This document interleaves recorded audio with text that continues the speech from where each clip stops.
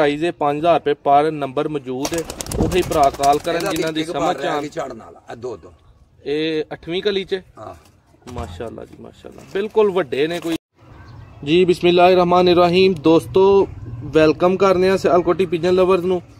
उस्ताद जी ਉਹ ਬੱਚਾ ਬਿਲकुल ਤੰਦਰੁਸਤ ਤੇ ਪਹਿਲੇ ਨੰਬਰ ਵਾਲਾ उस्ताद जी मासूम बच्चा सियालकोटी 35 वाले प्योर बच्चे ठीक है ते दोस्तों फाइनल 5000 रुपए पर ने ठीक है 5 बच्चे माशाल्लाह जी उस्ताद जी 25000 ਦੇ 5 ਬੱਚੇ ਨੇ ਪੈਸੇ ਤੇ ਮਾੜਾ ਬੰਦੇ ਲਈ ਜ਼ਿਆਦਾ ਨੇ ਤੇ ਜੋੜਿਆਂ ਦੀ ਇਹ ਬੱਚਿਆਂ ਦੀ ਕੀ ਕੁਆਲਿਟੀ ਹੈ ਕੀ ਖਸੂਸੀਅਤ ਹੈ ਉਸਤਾਦ ਜੀ ਇਹਨਾਂ ਦੇ ਮੈਂ ਇਹਨਾਂ ਦੂਨ ਦਾ ਭਰਾ ਵਡਾਇਆ ਵਾ ਇਹ ਬੱਚਾ ਜਿਹੜਾ ਤੁਹਾਨੂੰ ਦੱਸਿਆ ਪਿਛਲੇ ਟਾਈਮ ਤੱਕ ਬੈਠਾ ਦੋ ਇੱਕ ਵਜੇ ਬੈਠੇ ਨਹੀਂ ਆਣਾ ਬੱਚਾ ਅਗਲੇ ਦਿਨ ਤੁਹਾਨੂੰ ਪਤਾ ਬੰਦੇ ਆਏ ਸਾਨੇ ਬੱਚੇ ਮਰਕ ਮੰਗਦੇ ਹਨ ਇਹ ਵੀ ਬੱਚਾ ਨਿੱਕਾ ਵਡਾਉਣ ਵਾਸਤੇ ਮੰਗਦੇ ਹਨ ਮੈਂ ਦਿੱਤਾ ਹੀ ਨਹੀਂ ਹੌਸਲੇ ਬਸ ਠੀਕ ਮਾਸ਼ਾਅੱਲਾ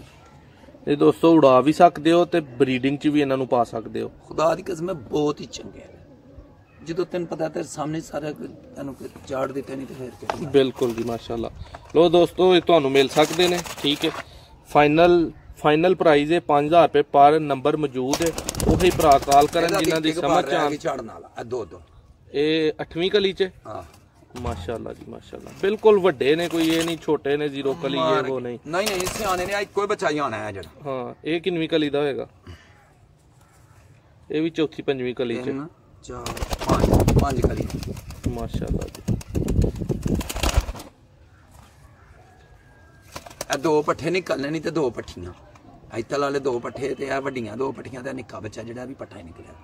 सही है यानी कि 2 जोड़े ने एक पट्टी है दोस्तों 25000 ਦੇ 5 ਮਿਲਦੇ ਨੇ ਪਏ ਠੀਕ ਹੈ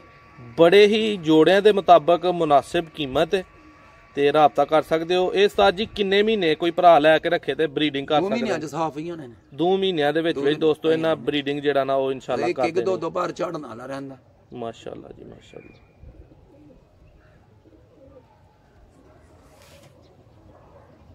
ਪਿਓਰ ਨੇ